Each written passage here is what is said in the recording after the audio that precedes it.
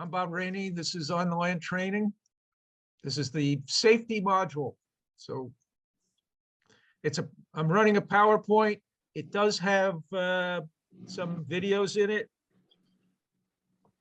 So one of the most important things, or the easiest things to do, but it's the thing people forget, is, do the risk versus benefit thought process. You should sort of do that on almost any time you leave the house. But in this case, we're talking about leaving the dock. Do you, are there weather issues? Is somebody on board not feeling well? Like maybe they should get that addressed on shore rather than get out on the water, and then it complicates any treatment that might be necessary.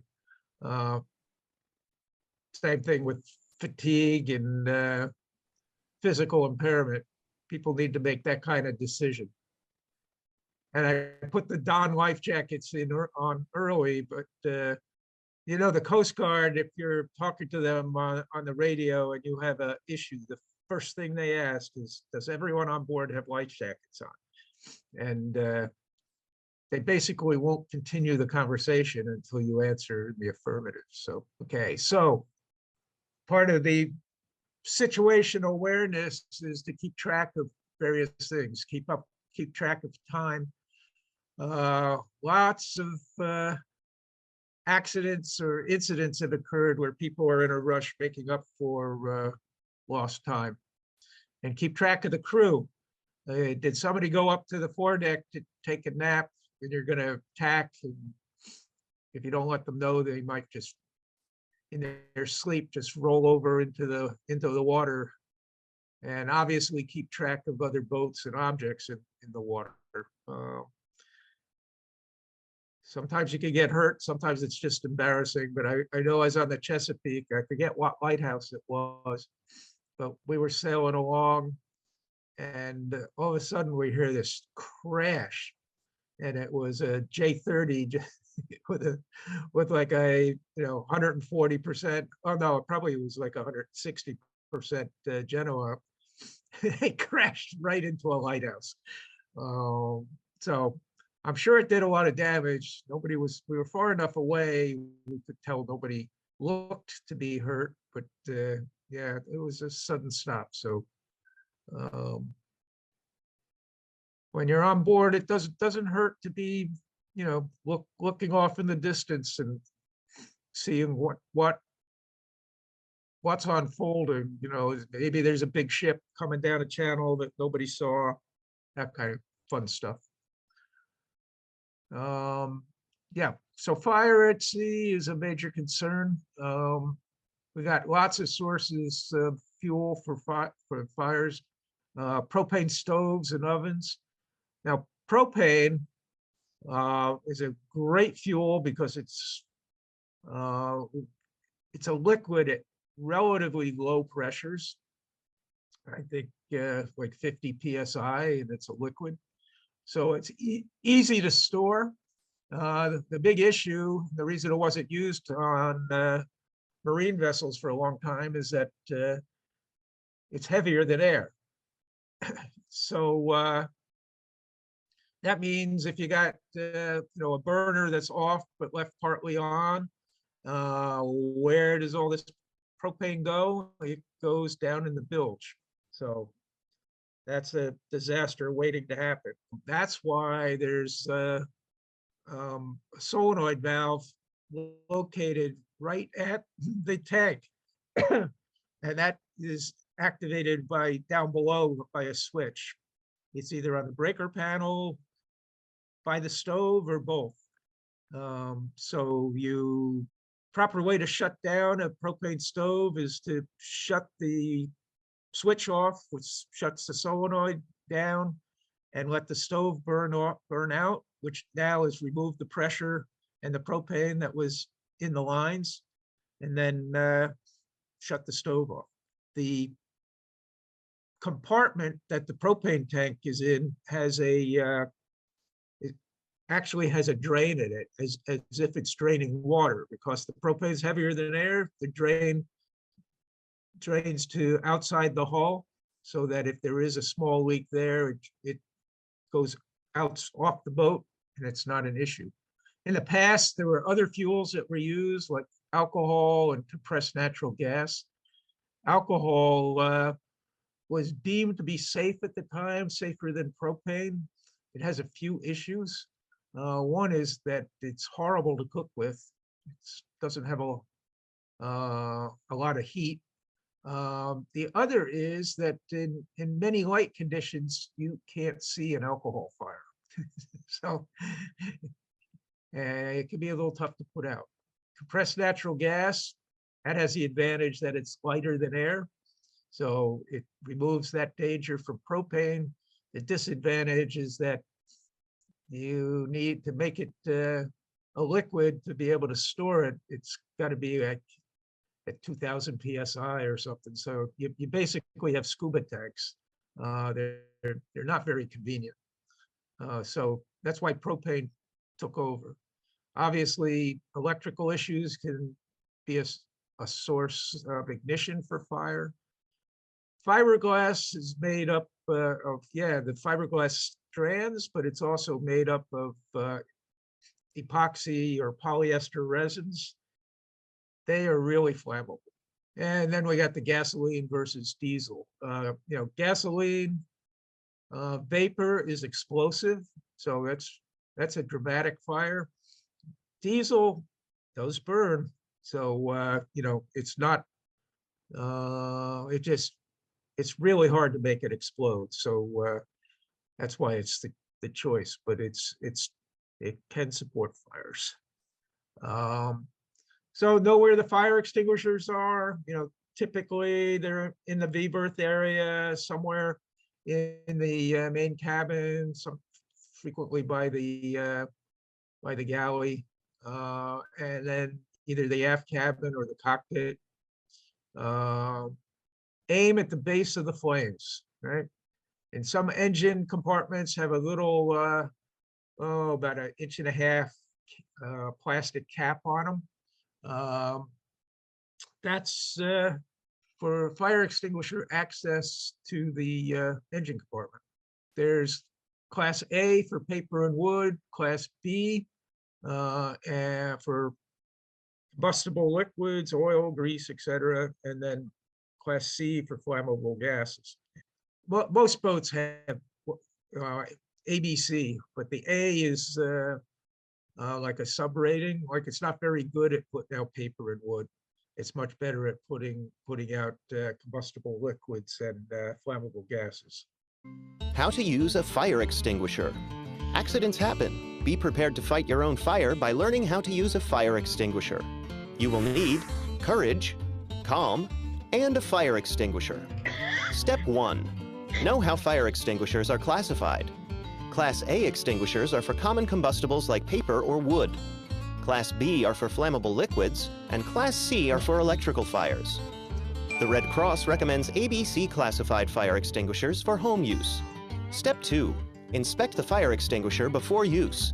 Read instructions and warnings, check that the pressure gauge needle is in the green portion of the gauge, and check for a clogged nozzle, a broken seal, or other damage. A fire extinguisher won't work if it's not properly charged. The pressure gauge measures the charge. Step 3. Decide if you'll evacuate or stay and fight the fire. Consider the size of the fire, the amount of smoke in the room, and whether there is a reliable escape route. Step 4. Remember the acronym PASS. It stands for pull, aim, squeeze, and sweep. Step 5. Pull the pin or ring that unlocks the fire extinguisher's operating handle and aim the extinguisher at the base of the fire. Aim at the fire from 6 to 8 feet away. Step 6. Squeeze the extinguisher lever to discharge its contents and sweep the hose back and forth until the extinguisher is empty. Did you know? Food Network star Alton Brown used a carbon dioxide fire extinguisher, a water cooler bottle, and a tennis racket. I have a question. Where's the best place to buy a fire extinguisher? My gut tells me not Home Depot or Walmart, but they have some pretty decent, they carry decent brands. Oh, because I have They one. won't necessarily carry marine fire extinguishers. No, In fact, they no. won't, but But every house, I always feel, should have one. all right. So here's a brief update on what kicked in on the 20th of this month. Okay, do you hear it? Yes. Hey there, can hear people. Lenny Rudo here for Boat US Magazine. You know, I came down to one of the Boat US Foundation boats today, and the folks at the foundation reminded me that we needed to talk about portable fire extinguishers. There's been a change in the Coast Guard regulations, and starting April 20 of 2022, there are some new rules you folks need to know about. In the past, the Coast Guard has always had regulations regarding carrying portable fire extinguishers like this one. And of course, number one, the little needle has to point to the green, not like this guy pointing to the red. That's no good. And I tell you what, folks, we even found one today aboard one of the boats that had the needle right on the line between them. And I got to tell you, from my perspective, I don't think that's okay either. You got to be in the green. Now, the date of manufacture is stamped on the bottom. Here you can see this one is 09. Now, in the past, this fire extinguisher would have been okay. It's still pointing to the green. But from now on, if the date of manufacture is more than 12 years old, it's no longer considered serviceable. And this is critical, people. The fire extinguisher must be serviceable in a number of ways in addition to the date. Serviceable means the needle's in the green, the lock pin is inserted, and there's no obvious damage on the extinguisher itself, and the nozzle is clean. Now, if you have a fixed mount fire extinguisher system in your boat, don't worry. So the picture was 2021 on the base of that fire extinguisher. All right, any questions so far? So it sounds like Should be- basically the change is the time frame for how good they are, or the date stamp, right? Yeah, that's a major change. Where do you get rid of an old fire extinguisher? If they're not pressurized, I think they might be recyclable. I'm not sure about that. I'll have to Google. I don't know. I still have one sitting in the corner of my living room. It's an old kitchen fire extinguisher. I got a new one, but I don't quite know what to do with it because it's low on pressure, but it's not empty. It's not- Right. It's Back up. yeah. What'd you say? It's pressurized, so yeah, I wouldn't throw it in the trash. I wouldn't. Keep it for a backup. Oh, yeah. Use the new one first, the old one second. If I look at mine on my boat and they're out of date, I'm gonna start a fire and put it out with it. You know it makes a mess. It's okay. I'm gonna do it outside. I'm not gonna do it in the house. Yeah. But Or on the boat. You're gonna and start a fire. I'm not gonna do it on the site. boat, that's for sure. Okay, good. But I'm gonna try it Yeah, that's a because good you need to idea. use it to know what to do. Right, it's good practice, so you don't panic when it actually happens. Exactly. Right. It's Right. pulling the pin, which sounds like pull the pin on a hand grenade, but you never do. So you got to pull the pin on it. Yeah, you don't pull the pin and throw it. No. Okay, let's talk about life jackets. All right. So there's various Coast Guard approved life jackets. On the right is the type 1 commercial. They're cheap.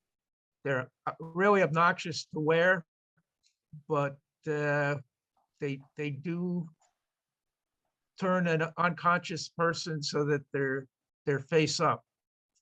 The type 3s are pretty bulky and expensive, so you'll never find those on a charter boat unless it's locked away in the owner's locker or something. People bring the inflatables, both the auto inflatables or the manual inflatables. I couldn't find the up-to-date information on the US Coast Guard site. It used to be that these were considered a they didn't count towards the minimum number of life jackets that you needed, and unless somebody was wearing it. But I didn't find any mention of that, so I don't know if they changed that.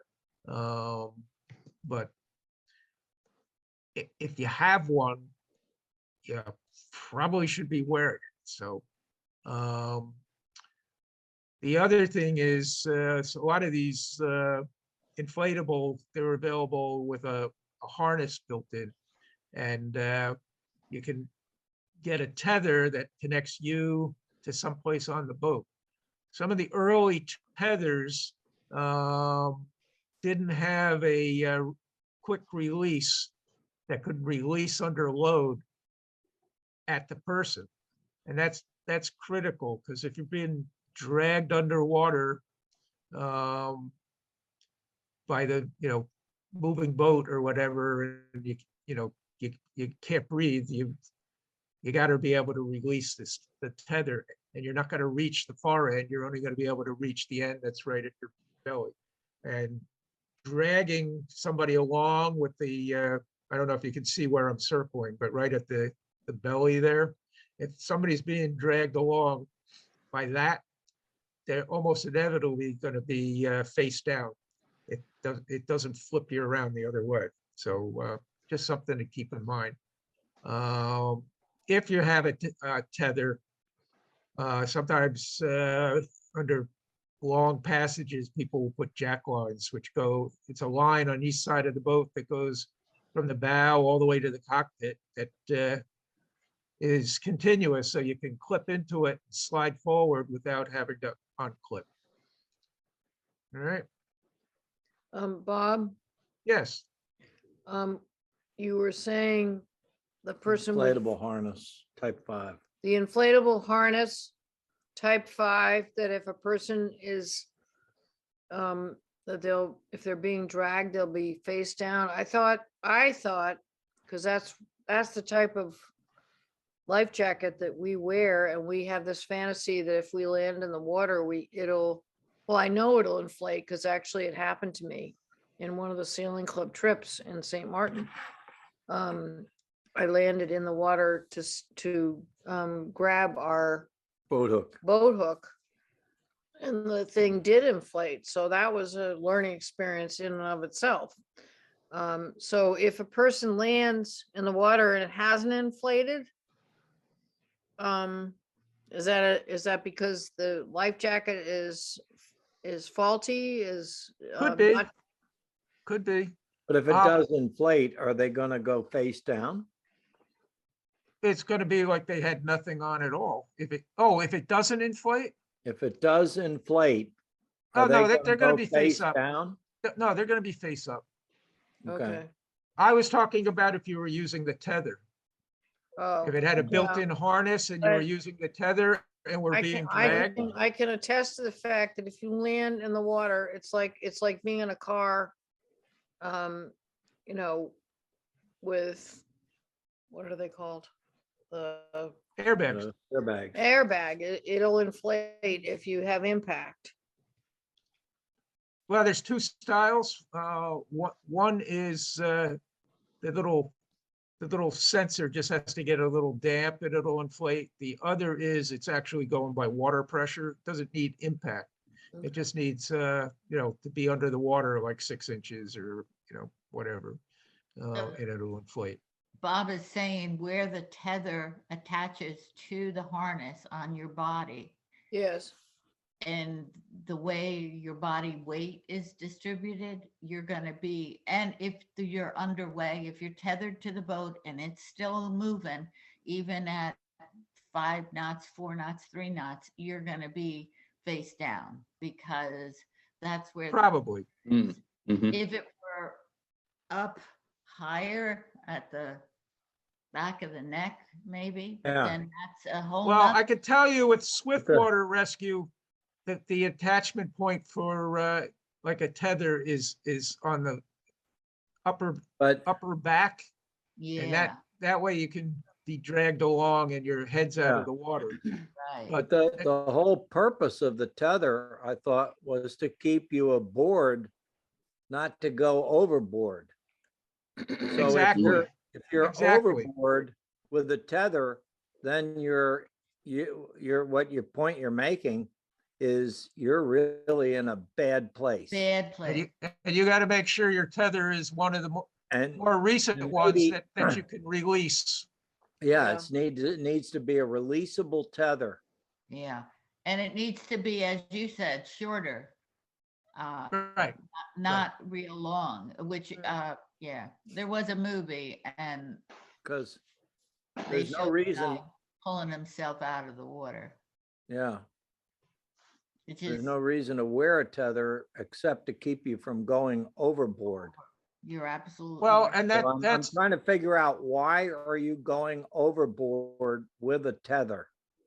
Because a wave washed you over because the power of the water. Mm-hmm. yeah, you could Except the be tether is you could supposed be to go be, you could be on a tether is supposed to be rigged so that you will not go overboard. So what is the defect here? Because Bob, I know you're trying to get us onto something that's a real potential danger.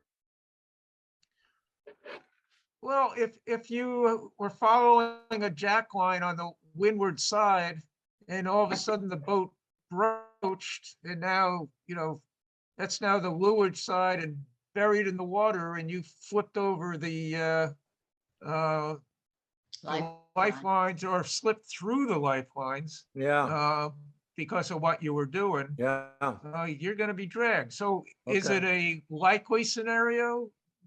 No, but then the point really is that with any of this stuff, whether it's crew overboard or wearing a life jacket, the whole point is to stay on board because once you're Yeah, off the boat, either being dragged by a tether or just out at sea, your chances of survival go down Oh. dramatically. These Well- rescues that we'll cover do not, they don't have a high success rate on anything but Yeah. still water. I mean, we had some very heavy weather in St. Martin, in my opinion. I mean, well, or heavy weather.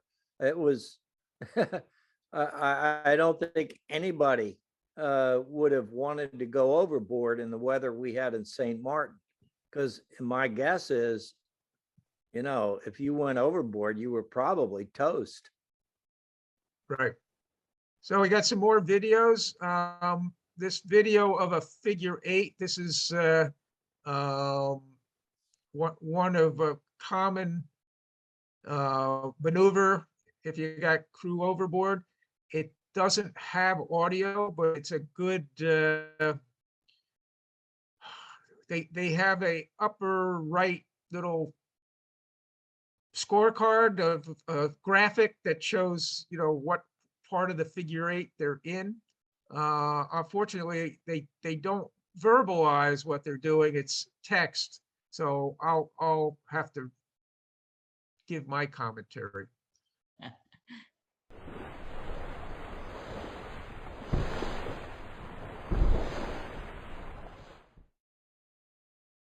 All right, so there's the man overboard.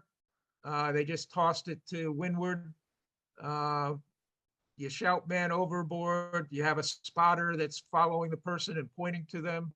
That works great if there's multiple crew. It doesn't work so great if it's two people on the boat. Notice in the upper right is the graphic. So the star is where the person went overboard, and you're going to start going on a beam reach.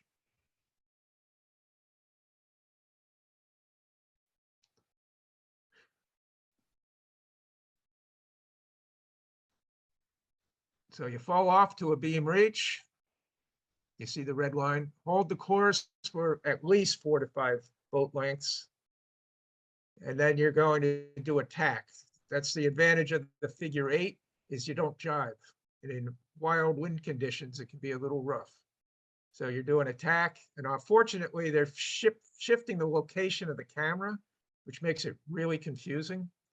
But if you follow the graphic on the upper right, you can see what they're doing. Now they're mostly going downwind. And once they get downwind, they'll point up to a close reach, and you can drop the jib. Now they are going to have they ease the main, and they're going to come and have the person overboard is going to be on the leeward side of the boat. They actually hit the float. But so there's arguments. Do you go bring the crew on the leeward side or the windward side? Well, if the waves are horrendous, the leeward side provides a little bit of a wind shadow, but on the other hand, that's great for wind. For seas, if there's a lot of waves, and you could end up with the boat landing on top of the person. So that's a judgment call at the time. If the seas are that wide, it's nothing we would attempt to be out in, but there's lots of discussion as to which way to do it. I think the end result is, they both have been successful, and they have both failed. So there's no clear. You got to get off boat speed, though. You got to ease the main and either take in the jib or at least luff it.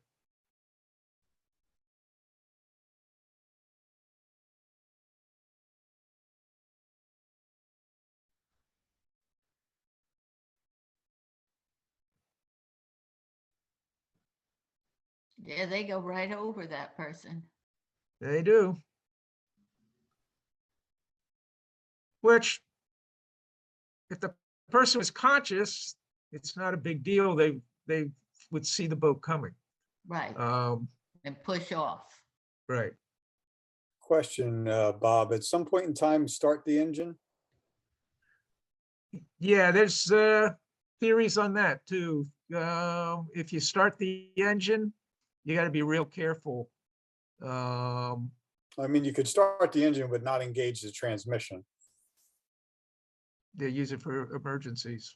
That's perfectly fine. If you're using the engine, you got to be really careful. Right.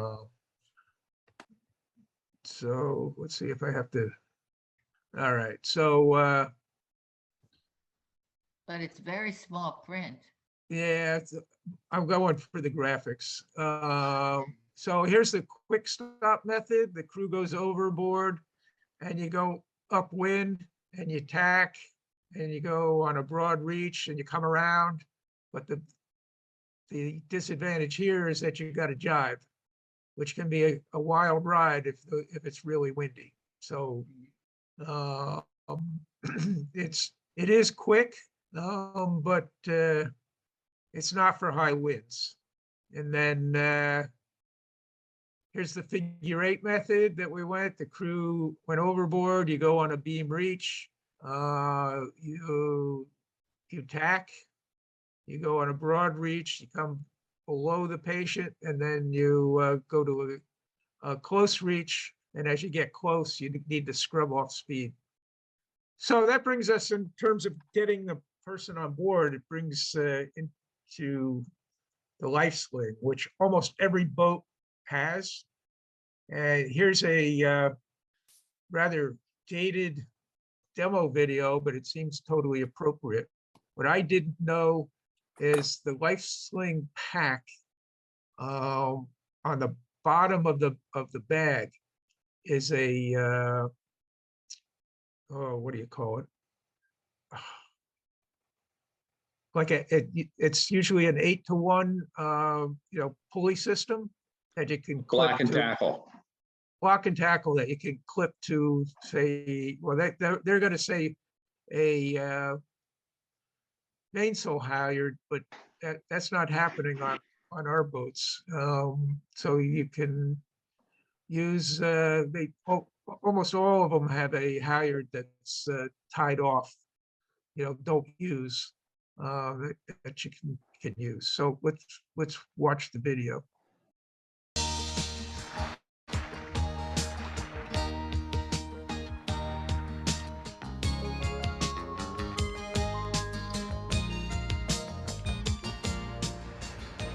Oh, a halyard's come loose. Can you take it for a minute, Alice? Sure.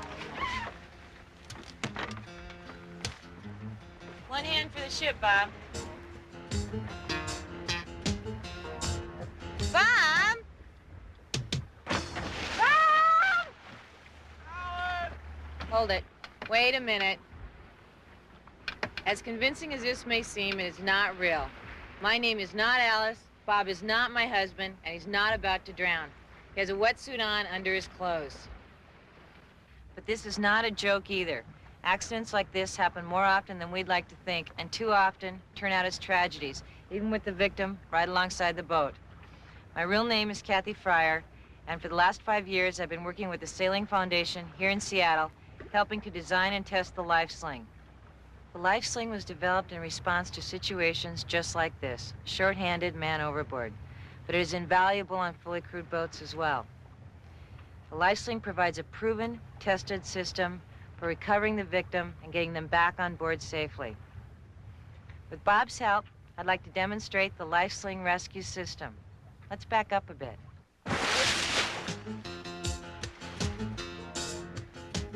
As quickly as possible, slow the boat by leffing up into the wind and throw the life sling over the transom. Maintain visual contact with the victim and don't panic. With this system, the life sling, not the boat, is delivered to the person in the water and very little boat handling is required. Resist the temptation to turn on the engine. Our tests show that an average sailor will have a much easier time performing a life sling rescue under sail. With the life sling deployed, tack the boat. Leaving the jib sheet cleated through the tack will help the boat turn quickly. Steer the boat in a circle around the victim. In most situations, this can be done without trimming the sails. As the boat circles, the floating retrieving line will tow the life sling inside the boat's wake, much like a water ski rope, and deliver the line to the victim, usually on the first or second circle. Once the victim has the line, head into the wind and stop the boat dead in the water to avoid towing the victim behind the boat.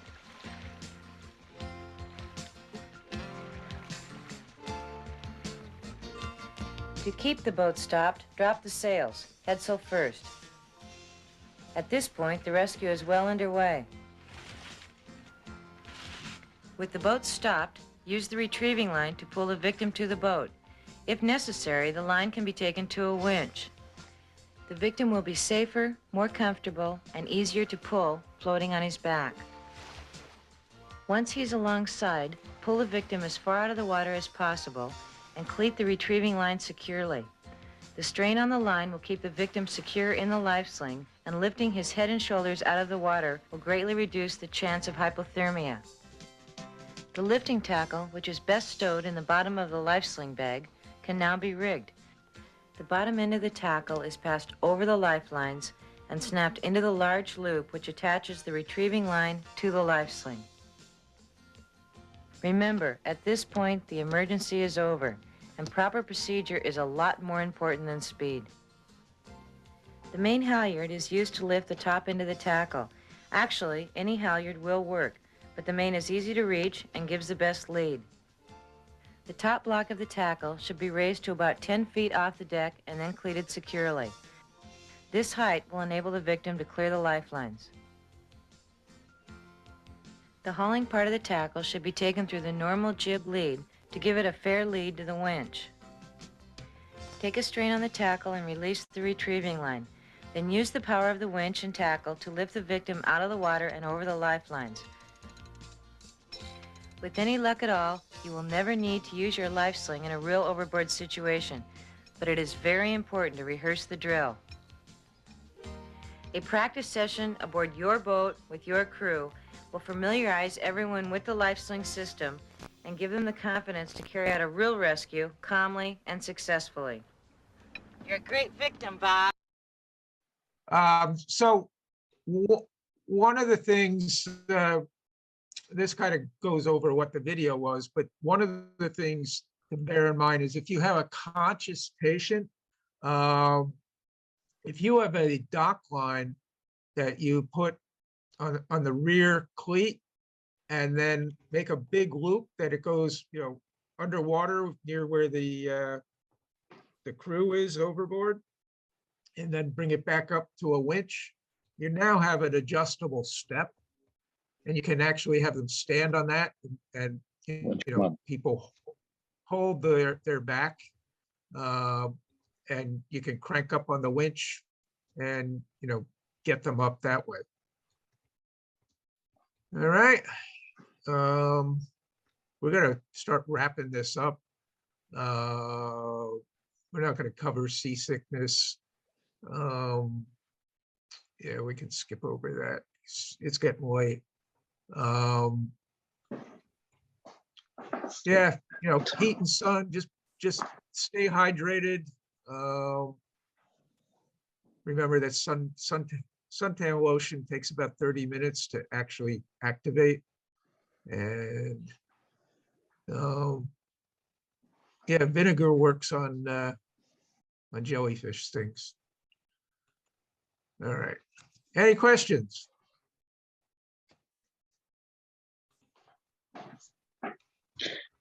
I think the only thing that I would say is they showed the tackle at the bottom of the life sling bag. I've never had a life sling bag that has tackle at the bottom of it. I have seen some. I have seen some that did, but I don't think it's. I think it's an option. Yeah, I don't think it's standard equipment when you buy a life sling. Well, we've never emptied the bag, so I don't know. Could have We're been. not supposed to. Yeah, exactly. Right. But next time I'm gonna feel. I've taken a life sling out. It's just line and life sling. Yeah. Well, on mute, aren't you? No, I just unmuted us.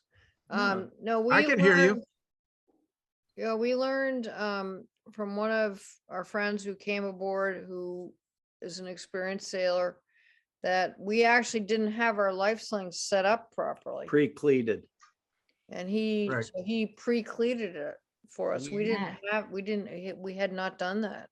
I have read that that's a common mistake with them. Right. So we were grateful because now we do that. Yeah. Right. Well, That would be. that- It would be a sad moment if you watch the tail end of the life sling line leave the stern of the boat. Exactly. It's So like that's watching where- your anchor. Yeah, you have to go. have it set up properly if you want to use it. But no, So I'm sorry it was so disjointed with the video. It worked No. easily when I wasn't doing a screen share. no, No, it's I'm all really good. grateful to you because It's all good. we're both confessing to each other we've never used a fire extinguisher, so it is important to know how to use it. So I mean, that was one of the parts of this. So No, it's very good. And I think it's so essential. It's all that stuff you don't think about, but man, if something ever happens, you need to know. Right. So the question I have for everyone is, how many of you have jumped in, excluding Hallie, how many of you have jumped in the water with your PFD on? Okay. In a pool. I've been knocked over when I was sailing on 2 different occasions. I was the skipper or I was at the helm, and I didn't have anything on. Oh That's boy. scary, Or especially one for of a them I did, non-swimmer. one I did, okay, but the other time I didn't. And I was able to swim to the boat, but it was rather unusual. And one of those times that I didn't have it on, it was in December, Oh, and it was the Hudson River. oh my God. Ooh. It was a warm year, so that was okay. What- I want to ask you, I came What- on late and I'm sorry that I did it, but this is going to be this was recorded and we could watch a rerun. Yes. Yes. Hopefully. In fact, I'm going to stop the recording now. Does anybody have any other questions before I stop the recording that we need to get in? no. Okay, I'm going to go ahead and stop the recording now.